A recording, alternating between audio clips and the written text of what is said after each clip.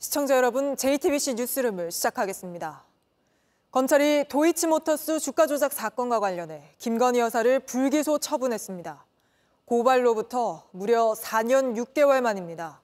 명품백 수수 사건에 이어 주가 조작 사건까지 불기소되면서 김 여사는 검찰 수사에서 모두 면죄부를 받은 셈이 됐습니다.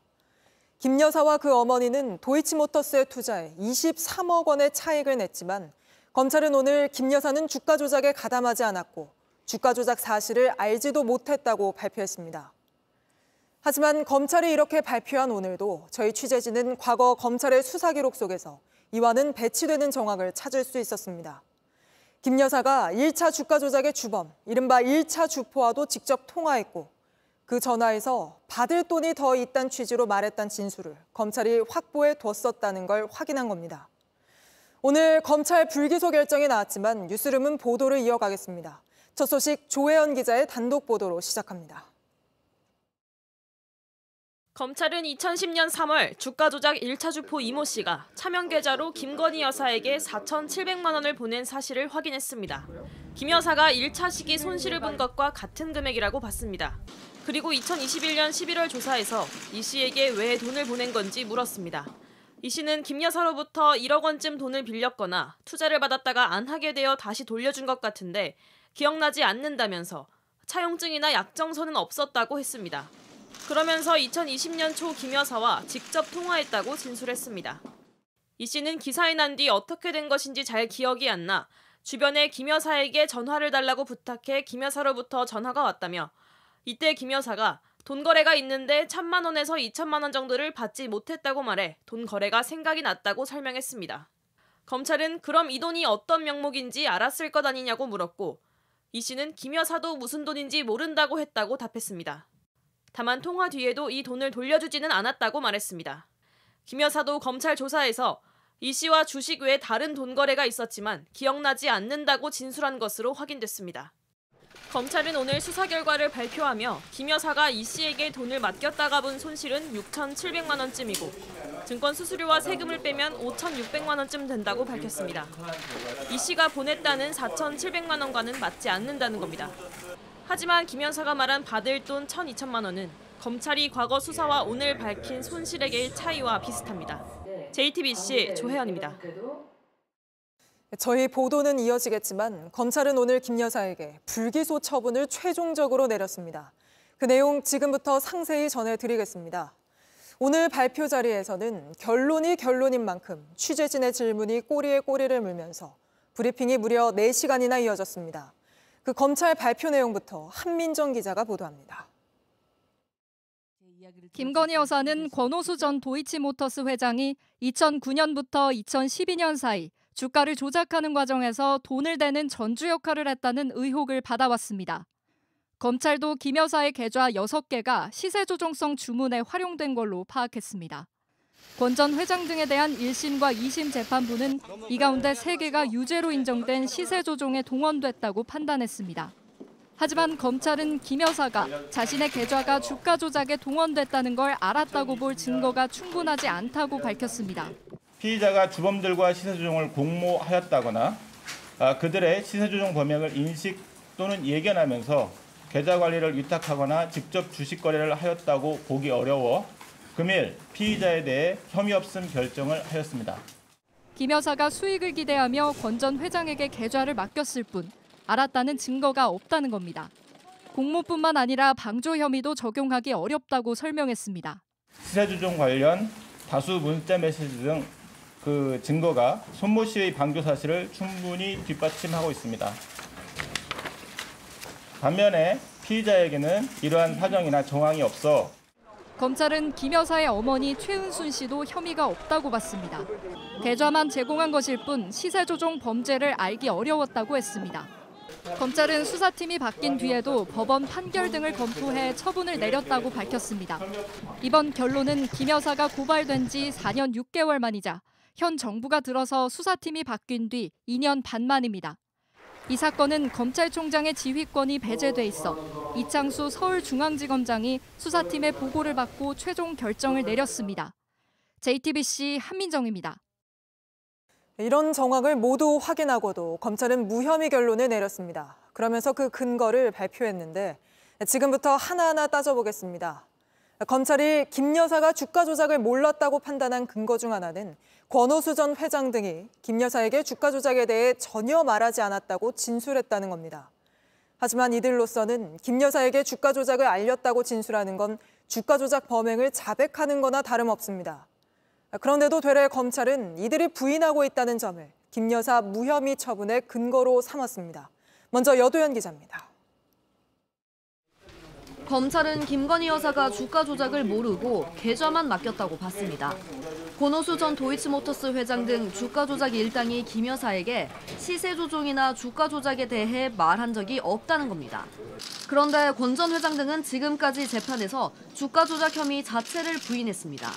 1심과 2심에서 모두 유죄가 나온 뒤 대법원에 상고까지 했습니다. 권 전 회장이 김 여사에게 주가 조작을 이야기하면 곧 범행을 인정하게 되는 셈입니다. 권 전 회장의 진술을 받아내기가 사실상 불가능한 구조인 겁니다. 반면 법원은 권 전 회장과 김 여사 사이에 주가 조작에 대해 사후 보고를 할 수도 있다는 가능성을 열어뒀습니다. 검찰은 또 김 여사가 주가 조작 당시 주포들과 연락을 했다는 정황이나 증거도 없다고 했습니다. 하지만 2차 주가 조작 시기인 2011년 1월 김 여사가 당시 주포 김모 씨에게 전화해 왜 주식을 싸게 팔았느냐며 항의했다는 진술이 JTBC 보도로 공개됐습니다. 검찰은 이에 대해 시세 조종을 알았다면 김 씨에게 항의할 이유가 있었겠느냐라고 해석했습니다. 그러나 법원은 방조 혐의로 2심에서 유죄가 나온 손모 씨가 이 손실에 대해 2차 주포 김모 씨에게 항의한 것에 대해선 오히려 주가 조작을 알았던 정황이라고 봤습니다. JTBC 여도현입니다. 보신 것처럼 검찰은 주가 조작 주포들이 김 여사에게 주가 조작을 알렸다는 진술이 없다는 걸 근거로 무혐의 처분을 내렸습니다. 정말 이렇게 볼 수 있는 건지 서복현 법조팀장과 이야기 나눠보겠습니다. 자, 서 기자, 먼저 이 부분 더 짚어보죠. 예. 검찰이 김 여사는 주가 조작을 전혀 몰랐다, 이렇게 판단한 거네요? 예, 맞습니다. 브리핑 전에 11쪽짜리 보도자료를 사전에 배포했는데요. 네. 여기에 있는 내용을 보면 주포들이 김 여사를 권오수 전 도이치모터스 회장에게 활용된 계좌 주인 이렇게 인식했다.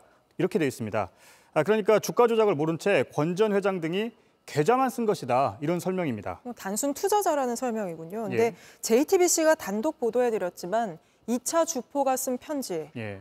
또 김건희 여사도 BP 패밀리였다는 진술. 이런 것들은 김 여사에게 불리한 증언들 아닙니까? 예. 여기에 대해서는 검찰이 어떻게 설명했죠? 일단 이 11쪽짜리 보도자료에는 이 내용이 없습니다. 네. 대신에 기자들의 질문에 답을 했는데요.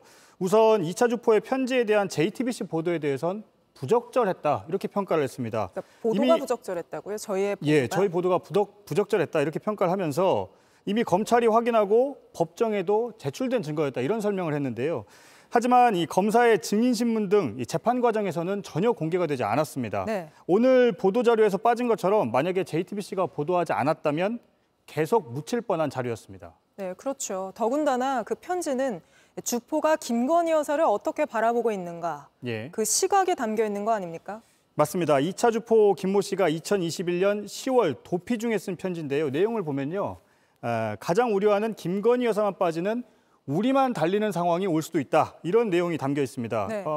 이 편지 내용을 두고 그러니까 김 여사도 주가 조작을 아는 공범으로 인식했던 것 아니냐 이런 분석도 나왔습니다. 그런데 검찰은 오늘 다른 해석을 내놨습니다. 김 여사의 남편 그러니까 윤석열 대통령을 잡으려고 수사한 건데 김 여사만 빠지는 상황을 이렇게 표현했다는 겁니다. 아, 그런가요? 예.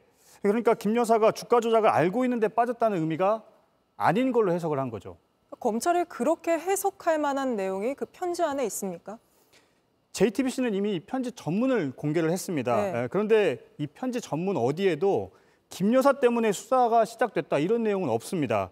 윤석열 후보가 대통령이 돼도 뒤집을 수 없다는 내용은 있습니다. 네. 그러니까 이 검찰이 김 여사에게 불리한 대목을 놓고 다른 해석을 내놓은 게 아니냐 이런 지적이 나올 수 있습니다. BP 패밀리는 어떻습니까? 역시 2차 주포 김 씨의 진술인데요. 내용을 보면 BP 패밀리가 있고 권오수, 이종호, 김 여사 이런 사람들이 있다. 한 배를 탄 사람들이다. 이런 진술인데요. 네. BP는 시세조정 컨트롤타워로 지목된 미등록 투자자문사 블랙펄 인베스트의 약자입니다. 네. 이를 놓고 김 여사가 단순한 계좌주의는 아니다. 이런 해석이 나왔는데요. 이 법원도 판결문에서 이 BP 패밀리를 직접 언급을 했습니다. 그런데 검찰은 이렇게 설명을 했습니다. 오늘 내용을 보면요. BP의 의미를 모르겠다. 고노수 사랑하는 사람들 모임 이런 건지 모르겠다. 정확한 의미 아는 사람도 없다. 이런 설명을 했습니다. 만약에 BP 패밀리의 의미를 모르겠다면 법원도 판결문에서도 언급을 했기 때문에 이걸 확인하는 게 검찰의 역할입니다. 네, 검찰이 판결문에도 이렇게 언급된 내용을 모르겠다고만 하는 게 잘 이해가 가진 않는 것 같습니다. 그래서 애써 외면한 것 아니냐 이런 지적도 나옵니다. 알겠습니다. 서복현 기자는 일단 여기까지 짚어보고 계속해서 또 짚어보도록 하겠습니다. 검찰의 불기소 결론도 논란이지만 이 결론에 이르기까지 수사 과정에서도 특혜 조사 논란 등 논란이 끊이질 않았습니다. 마지막까지도 검찰은 외부 인사들로 구성된 수사심의 대신 같은 청에서 근무하는 검사들에게 검증을 받겠다며 이례적인 방식을 택했습니다. 명품백 사건에선 수심위를 열어놓고도 오늘은 유치원 원장님도 오는 수심위는 법률 전문가가 아니라고 설명했습니다. 김한수 기자입니다. 검찰은 김 여사 처분을 놓고 수사팀을 제외한 차장검사, 부장검사, 평검사 등 15명으로 이뤄진 레드팀 의견을 들었습니다. 레드팀 구성원들이 수사팀의 반대 의견을 제시하며 사안을 검증하겠다는 취지입니다. 검찰 관계자는 레드팀에 대해 대한민국 제일 수사 전문가들이라며 레드팀이 처분 잘못됐다고 하면 재검토할 의향도 갖고 있었다고 말했습니다. 수심위를 반드시 열어야 하는 건 아니지만 공정성 측면에서 외부위원으로 꾸려진 수심위와는 위상이 다릅니다. 특히 검찰은 명품백 수수 의혹 때 수심위가 김 여사에 대한 불기소를 권고하자 참고해서 처분하겠다고 밝힌 바 있습니다. 하지만 이번엔 수사팀과 수사지휘라인 모두 수사심의위원회 구성이 적절하지 않다는 의견을 모았다고 밝혔습니다. 특히 검찰 관계자는 수심위에 대해 종교 전문가도 오고 유치원 원장님도 와서 상식과 경험에 따라 의견을 준다면서도 법률 전문가들은 아니라고 선을 그었습니다. 검사들이 법률 전문가이긴 하지만 모두 결재권자인 서울중앙지검장의 지휘를 받기 때문에 수사 공정성 확보라는 명분은 약해진 게 아니냐는 지적이 나옵니다. JTBC 김한수입니다.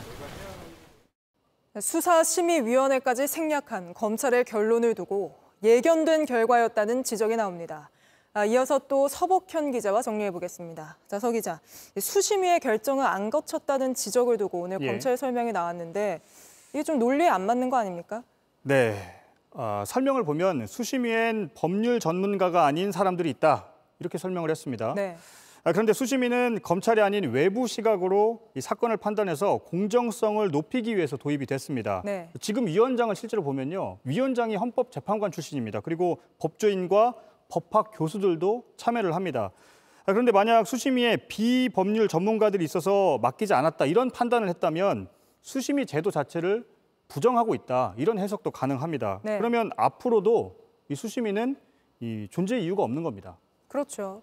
근데 수심위 대신 그 레드팀 얘기를 들었다는 게 지금 검찰의 주장이잖아요. 예.